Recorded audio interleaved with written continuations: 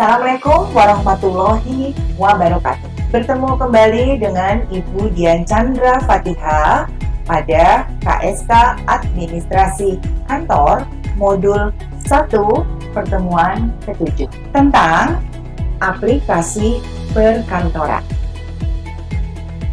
Aplikasi perkantoran adalah sebuah perangkat lunak yang diperuntukkan khusus untuk pekerjaan di kantor. Kebanyakan aplikasi perkantoran terdiri dari sedikitnya sebuah pengolah kata dan sebuah lembar kerja. Terdiri dari sebuah program presentasi, peralatan basis data, aplikasi grafis, dan peralatan komunikasi. Software aplikasi perkantoran. Yang pertama, Microsoft Office. Microsoft Office ini dikeluarkan oleh Microsoft dan dipakai untuk segala sesuatu yang berhubungan dengan pekerjaan kantor. Terdiri dari beberapa software, yaitu Microsoft Word, Microsoft Excel, Microsoft PowerPoint, Microsoft Access, dan yang paling baru namanya Microsoft Publisher. Yang kedua, Open Office, yaitu software yang biasa dipakai adalah sistem operasi Linux. Bisa juga memakai sistem operasi Windows. Dilengkapi fitur yang hampir sama dengan Microsoft Office, yaitu pengolah kata, spreadsheet, penyaji presentasi, dan fitur lainnya. Yang ketiga, Star Office. Star Office memiliki fungsi yang hampir sama dengan Microsoft Office, tetapi dikeluarkan oleh Star Microsystem. Baik, ini adalah paket Microsoft Office.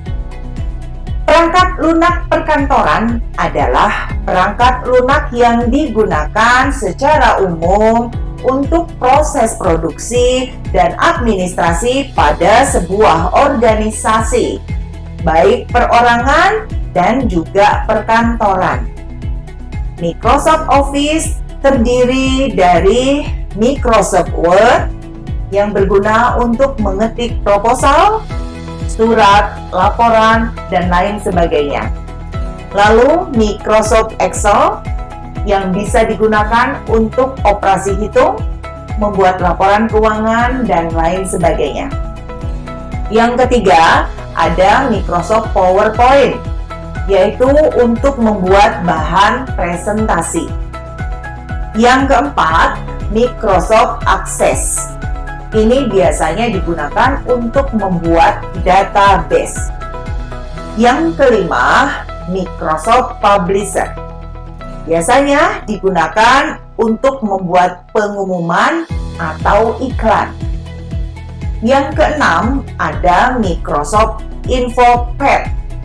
Ini digunakan di kalangan bisnis untuk mengelola bisnisnya supaya bisa berjalan dengan baik.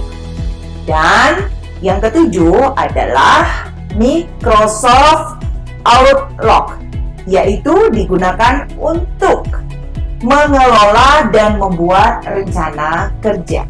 Di sini ada perangkat lunak yang dilindungi hak cipta. Yang pertama, komersial, yaitu aplikasi yang tidak gratis. Yang kedua, shareware, yaitu aplikasi yang bersifat komersial, hanya saja penggunanya diberi fasilitas untuk mencobanya secara gratis dalam jangka waktu tertentu.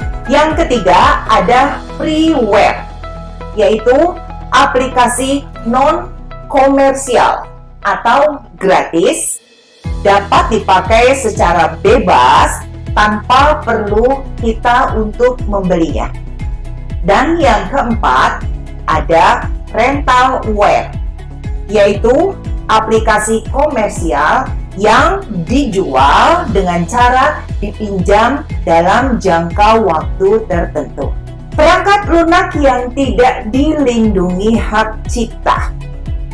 Yang pertama adalah public domain, yaitu aplikasi yang bersifat terbuka untuk semua orang, baik kode program maupun programnya, sehingga pengguna dapat bebas untuk menggunakannya dan memodifikasinya.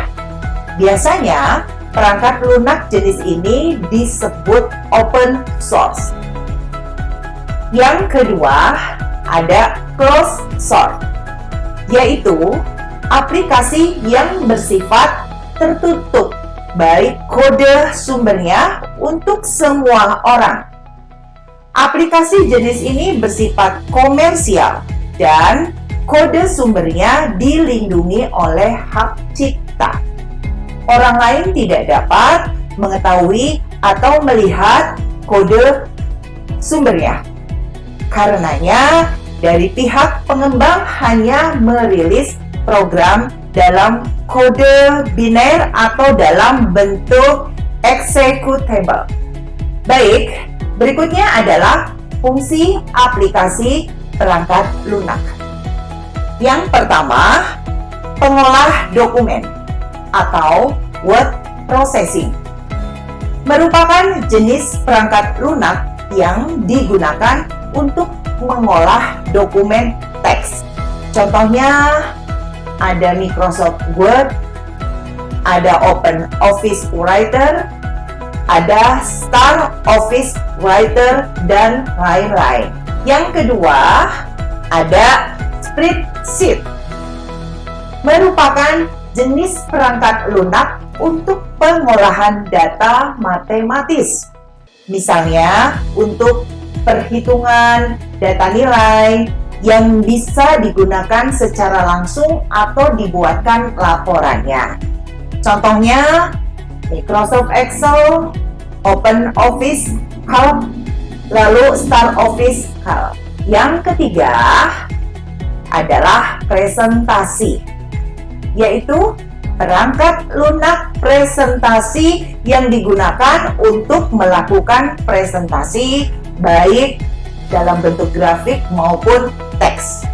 Contohnya Microsoft PowerPoint, Open Office Impress, dan lain sebagainya. Yang keempat, basis data, merupakan jenis perangkat lunak untuk melakukan penyimpanan berbagai macam atau tipe data agar dapat diolah kembali dengan mudah. Contohnya Microsoft Access, MySQL, Sybase, dan lain sebagainya. Yang kelima, dokumen manajemen sistem. Dokumen manajemen sistem adalah perangkat lunak aplikasi yang digunakan untuk menelusuri dan menyimpan data atau image dari dokumen kertas.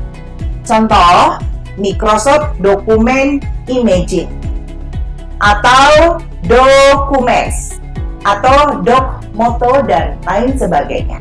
Yang keenam, ada text editor. Text editor adalah jenis perangkat lunak aplikasi yang digunakan untuk menyunting plain text.